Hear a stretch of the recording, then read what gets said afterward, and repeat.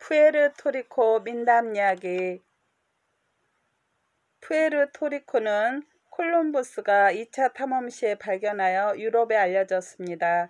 9세기경부터 이 섬에 살아온 원주민 타이노 인디언족을 정복한 에스파냐 사람들은 아프리카 서부 해안에서 흑인 노예를 잡아와서는 사탕수수 농장의 일꾼으로 부려먹었습니다. 에스파냐 문화라고 할 수 있어도 원주민 인디언 문화와 아프리카 흑인 문화가 뒤섞여 있답니다. 무지개 빛깔의 새. 어느 어머니에게 두 딸이 있었습니다. 큰 딸은 어머니를 쏙 빼닮았습니다. 그래서인지 어머니는 큰 딸을 사랑하였지만 작은 딸은 사랑하지 않고 미워했습니다. 어느 날 어머니는 작은 딸에게 말했어요. 얘야, 샘에 가서 물 좀 길어 오너라. 물을 기르러 가는 도중에 작은 딸은 물 항아리를 떨어뜨려 그만 깨버리고 말았습니다. 어찌할 바를 모르다가 작은 딸은 울면서 집으로 돌아왔어요. 어머니는 울면서 돌아온 작은 딸에게 대뜸, 아니, 길어오라는 물은 안 길어오고 왜 훌쩍거리면서 울고 있니? 하고 물었어요. 작은 딸이 물 항아리를 떨어뜨려 깨트려 버렸다고 대답하자 어머니는 심술궂은 목소리로 하는 수 없지. 너가 깨트렸으니 너가 고쳐오는 수밖에. 당장 집을 나가 항아리를 땜질하는 무지개 빛깔의 새를 찾아가거라. 항아리를 땜질해 오지 못하면 이 집 근처에서 얼씬거릴 생각도 하지 말아라. 하고 말하면서 문을 쾅 닫았습니다. 불쌍한 작은 딸은 어디로 가야 무지개 빛깔의 새를 만날 수 있는지 진닥도 할 수 없었어요. 무작정 길을 걷다가 망고나무 아래를 지날 때 망고나무가 작은 딸에게 물었습니다. 아가씨, 어디로 가는 길이에요? 소녀가 대답했어요. 무지개 빛깔의 새를 찾아가는 길이란다. 만일 아가씨가 그 새를 찾게 되면 이렇게 몸집도 크고 잎이 무성한 책에 왜 열매가 열리지 않는가 또 물어보아 주세요. 망고나무가 부탁했습니다. 그래, 좋아. 하고 대답하고 나서 작은 딸은 계속해서 길을 걸었습니다. 드디어 해변가에 이르렀을 때 바다가 작은 딸에게 물었어요. 얘야, 어디로 가는데 그리 바삐 길을 가니? 예, 저는 무지개 빛깔의 새를 찾아가는 길이에요. 작은 딸이 대답했어요. 얘야, 너가 그 새를 찾거든 내 고민도 한번 알아봐 주겠니? 나는 이처럼 물이 그득한데도 물고기가 살지 않아 통 재미가 없단다. 예, 알았어요. 꼭 물어봐 줄게요. 작은 딸이 대답한 뒤 또 계속해서 길을 갔습니다. 한참을 가다 보니 이번에는 임금님이 살고 있는 궁전이 나타났어요. 작은 딸이 그 궁전 아래로 지나가는데 공주들이 창문을 열고 물었습니다. 얘야, 어디 그렇게 바삐 가고 있니? 저는 제 항아리를 때우려고 무지개 빛깔 새를 찾아가는 길이랍니다. 작은 딸이 대답했어요. 그러자 공주들은 작은 딸에게 한 가지 부탁을 했습니다. 너가 만일 무지개 빛깔 새를 찾거든 우리들의 문제를 한번 알아봐 주지 않겠니? 우리들은 이렇게 아름다운데도 왜 애를 가질 수 없는지 모르겠구나. 그런 부탁이라면 하나도 어려울 게 없어요. 꼭 알아봐 줄게요.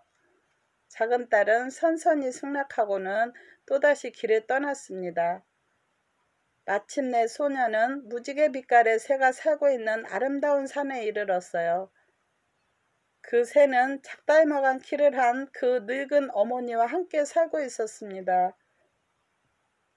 작은 딸을 발견한 할머니가 아가야, 너 거기서 무엇을 하고 있지?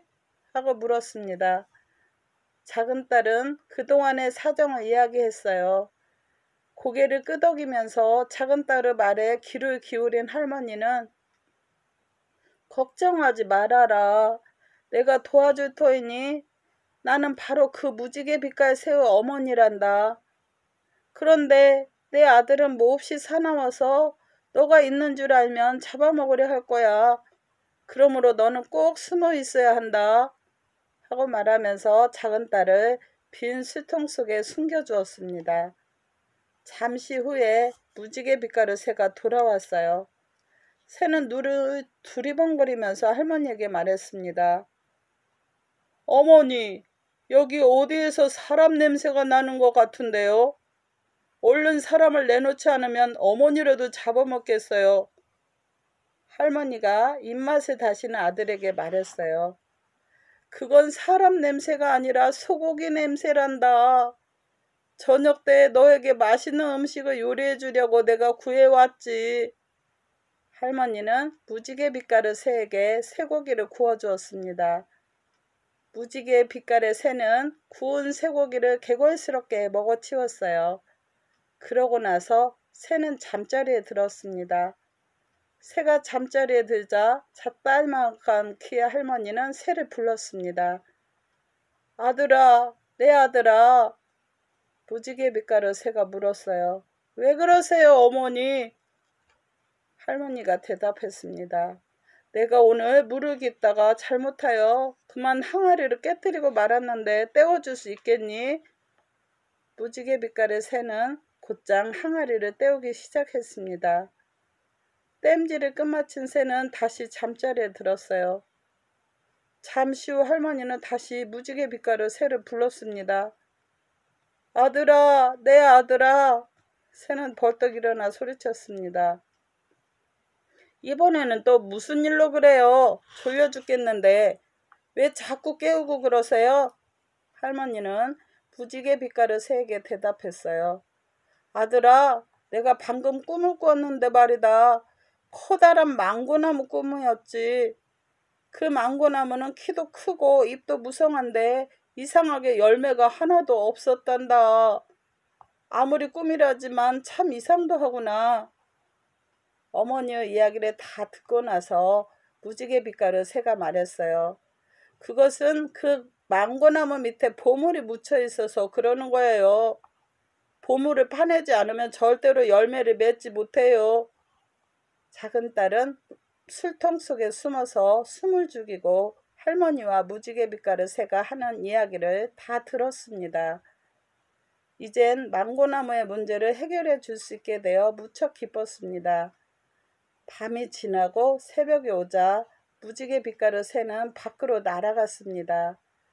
작달막한 키를 한 할머니는 작은 딸을 술통에서 나오게 한 다음 먹을 것을 주면서 말했어요. 오늘 밤에는 나머지 2가지 문제를 더 물어볼 터이니 잘 기억해 두어라. 여느 때와 마찬가지로 무지개 빛깔의 새는 해질 무렵 허기찬 채로 집에 돌아왔습니다. 그는 코를 킁킁거리며 노래를 불렀어요. 맛있는 음식 냄새가 나네요. 역시 사람 냄새가 틀림없어요. 내게 사랑고기를 내놓지 않으면 대신 당신을 잡아먹고 말겠어요. 작달막한 키를 한 할머니가 새에게 말했어요. 얘야, 그건 사람 냄새가 아니라 돼지고기 냄새란다. 너가 오면 주려고 돼지고기를 구워놓았단다. 할머니는 무지개 빛깔의 새에게 구운 돼지고기를 주었습니다. 새는 맞바람에 개눈 감추듯이 먹어치우고는 잠자리에 들었어요. 그가 막 잠이 들려 할 때 할머니는 무지개 빛깔의 새를 깨웠습니다. 아들아, 내 아들아. 무지개 빛깔의 새는 졸린 듯이 눈을 가늘게 뜨고 일어나 물었습니다. 왜 그러세요, 어머니? 할머니는 대답했어요. 넓고 깊은 바닷속에 물고기라고는 한 마리도 없으니 참 이상도 하구나. 무지개 빛깔의 새는 입이 찢어지게 하품을 하고 나서 말했어요. 물고기가 살 수 있으려면 사람 한 명을 삼켜야 하지요.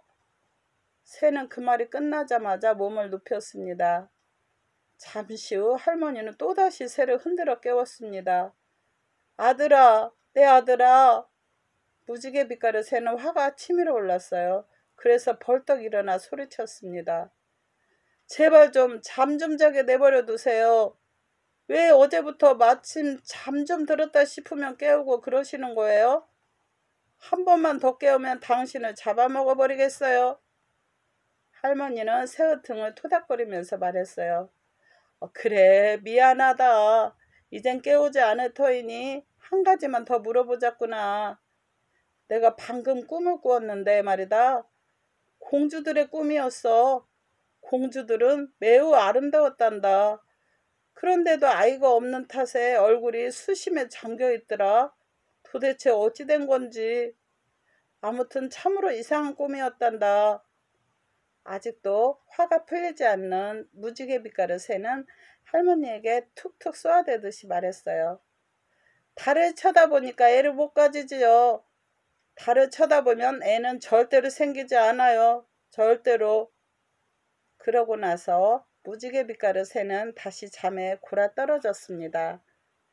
작은 딸은 너무나 기뻤습니다. 이젠 항아리도 멀쩡하게 때워졌고 게다가 도중에 만난 나무나 바다 그리고 공주의 궁금증도 풀어줄 수 있었기 때문이에요. 아침이 되자 무지개 빛깔의 새는 여느 때와 마찬가지로 집을 나갔습니다. 작달마강 키를 한 할머니는 작은 딸을 빈 수통에서 나오도록 하고는 먹을 것을 주었습니다. 이젠 너가 여기서 볼 일을 다 보았으니 내 아들이 돌아오기 전에 빨리 떠나도록 해라.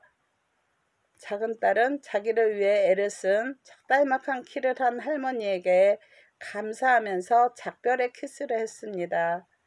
그런 다음 자기가 왔던 길을 거슬러서 집으로 향했습니다. 한참 후에 공주들이 있는 궁전에 도착했어요. 공주들은 작은 딸을 반기면서 물었습니다. 무지개 빛깔의 새를 만났었니? 우리들의 문제를 물어봤니? 네, 해답을 찾았어요. 하고 대답하면서 작은 딸은 7빛깔의 새가 말한 대로 이야기해 주었습니다. 공주들은 너무나 기뻐서 소리를 치고 야단이었어요. 그리고는 감사의 표시로 아름다운 옷과 보석을 작은 딸에게 주었습니다. 공주들과 작별한 작은 딸은 이번에는 바닷가에 이르렀어요. 바다는 작은 딸을 보자 반가워하면서 물었습니다. 얘야, 무지개 빛깔의 새를 만났니? 내 물속에 물고기가 살려면 어떻게 해야 한다던? 예, 그 새를 찾았어요. 잠시만 기다려주세요. 저만큼 가서 방법을 가르쳐 드릴게요. 작은 딸은 이렇게 대답하고 나서 한참을 걸어간 다음에 소리쳤어요. 당신이 물고기를 가지려면 사람을 한 명 집어삼켜야 한대요. 말을 마친 작은 딸은 있는 힘을 다해 도망쳤습니다. 왜냐하면 바다가 틀림없이 자기를 집어삼키려고 들었기 뻔하기 때문입니다. 아니나 다를까 배은망덕한 바다는 거대하고 거센 파도를 출렁거려 작은 딸을 집어삼키려고 했어요. 그러나 작은 딸은 너무 멀리 떨어져 있었으므로 바다는 누군가 다른 사람이 가까이 올 때까지 기다려야만 했습니다. 또 한참을 걸어 망고나무가 서 있는 곳에 이르렀어요. 작은 딸은 망고나무에게 무지개 빛깔의 새가 말한 대로 이야기해 주었습니다. 그러자 망고나무는 작은 딸에게 내 뿌리 밑에 묻혀 있다는 보석을 파서 가져가 주세요 라고 말했습니다. 작은 딸은 망고나무의 부탁을 들어주기로 했어요. 망고나무 둥치 주위에 흙을 파내자 거기에는 작은 딸이 가지고 온 항아리에 가득 찰 만큼이나 많은 금화가 있었습니다. 망고나무는 이제 열매를 맺을 수 있다는 생각에 마냥 기뻤습니다. 작은 딸은 망고나무와 작별한 후 얼마 되지 않아서 집에 도착했어요. 심술궂은 어머니는 딸이 아름다운 옷을 입고 있는 것을 보고 무척 놀랐습니다. 그러나 그뿐만이 아니었어요. 말짱하게 떼어진 항아리에는 눈부신 금화가 가득 들어있었던 것입니다. 어머니는 놀라서 벌어진 입을 다물 줄을 몰랐어요.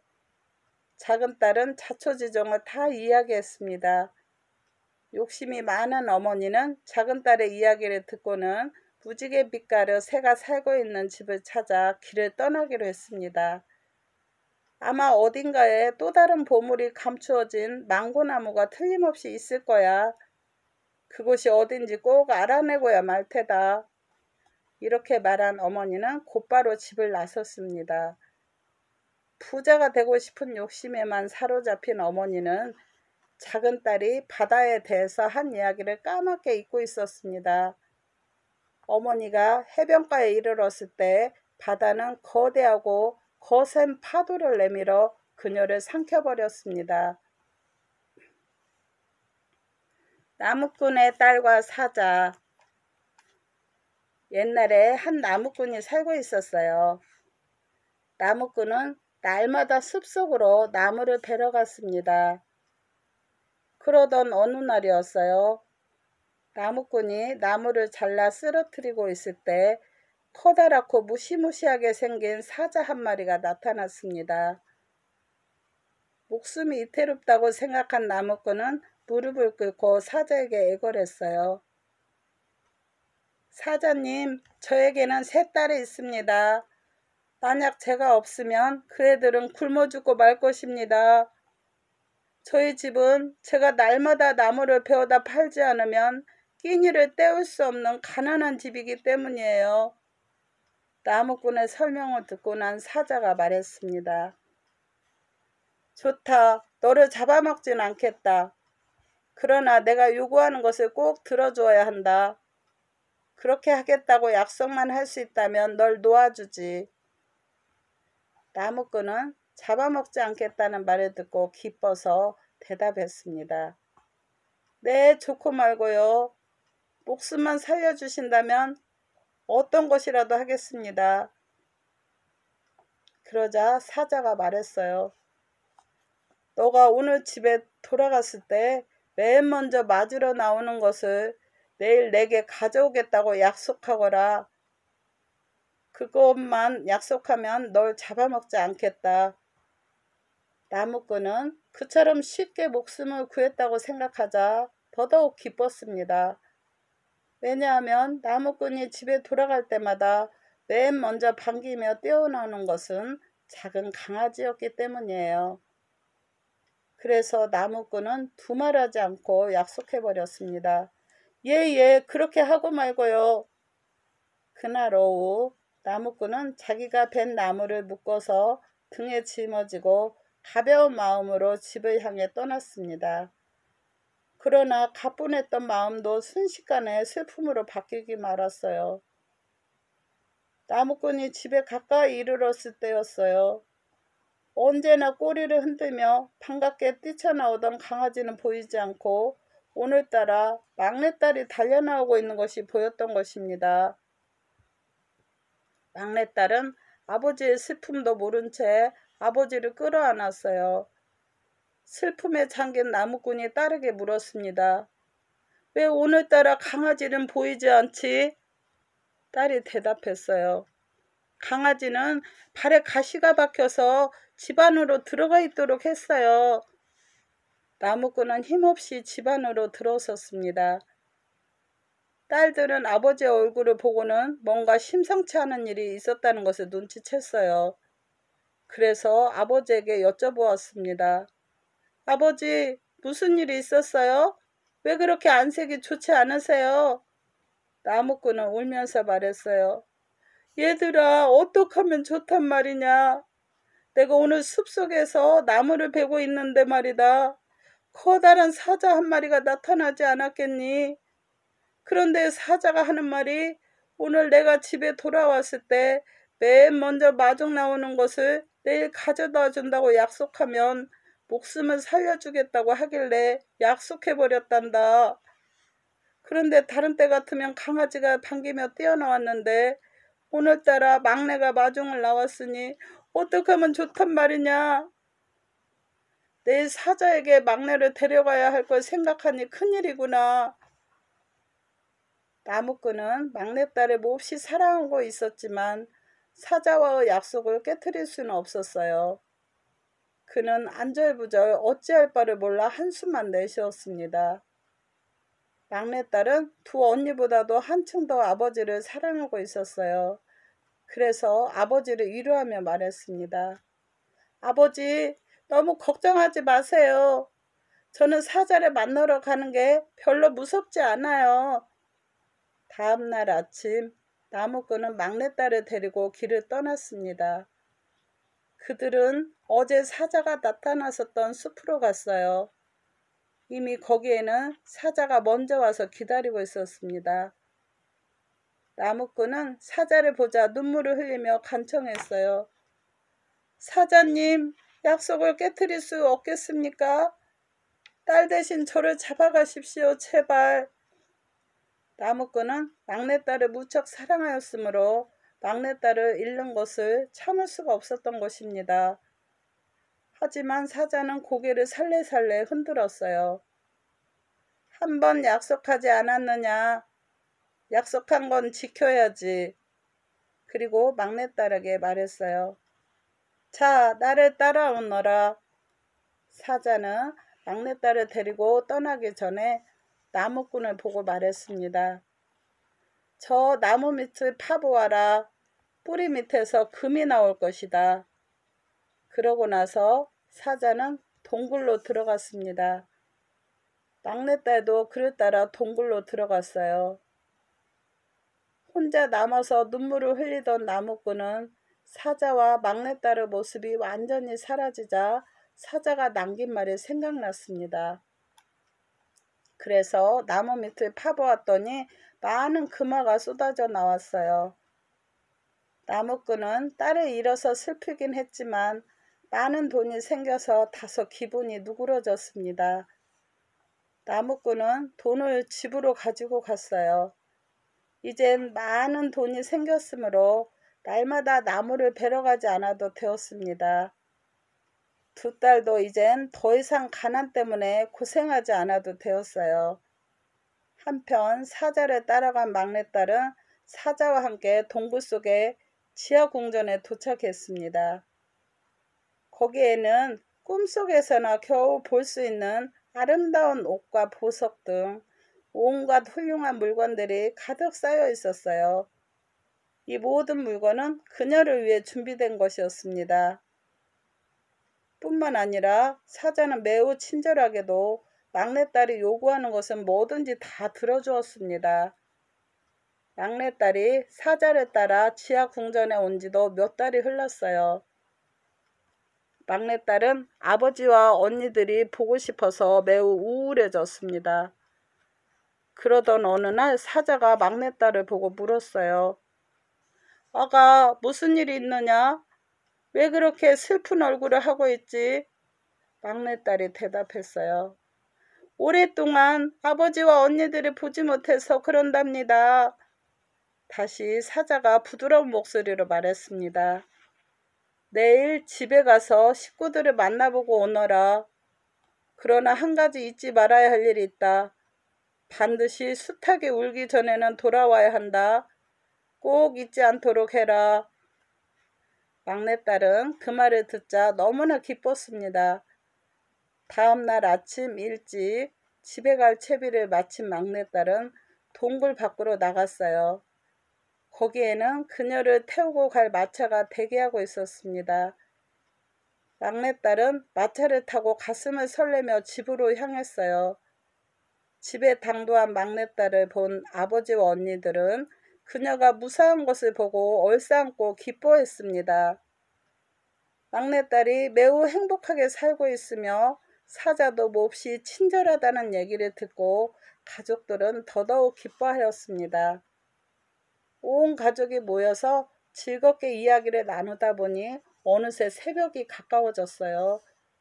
막내딸은 숱하게 울기 전에 아버지와 언니들에게 작별 인사를 했습니다.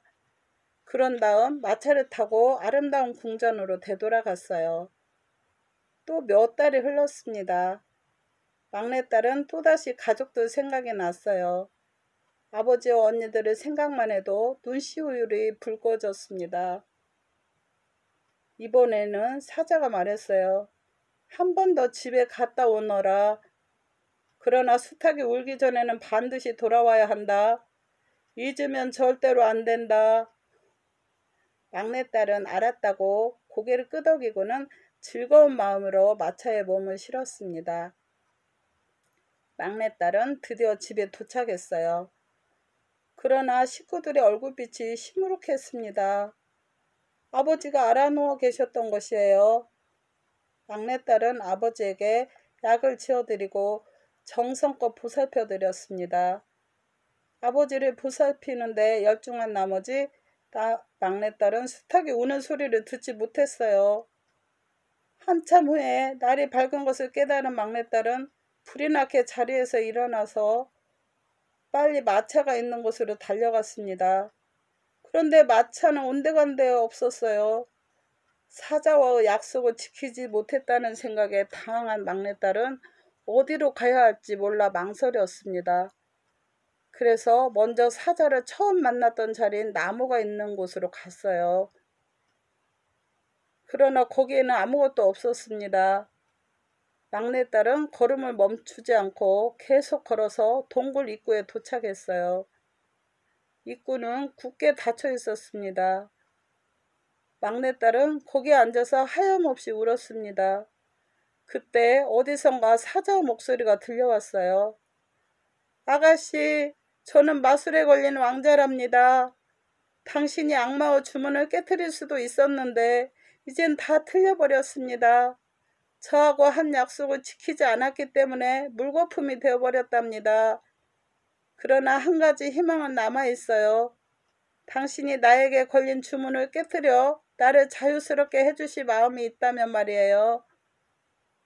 어떻게 하면 되나요? 막내딸은 울면서 물었어요. 당신이 새로 만든 구두를 신고 다 닳아질 때까지 세상을 돌아다닌다면 제가 주문해서 풀려날 수 있습니다. 막내딸은 눈물을 흘리면서 맹세를 했습니다. 왕자님, 반드시 해내고 말겠어요. 그때까지 기다려주세요.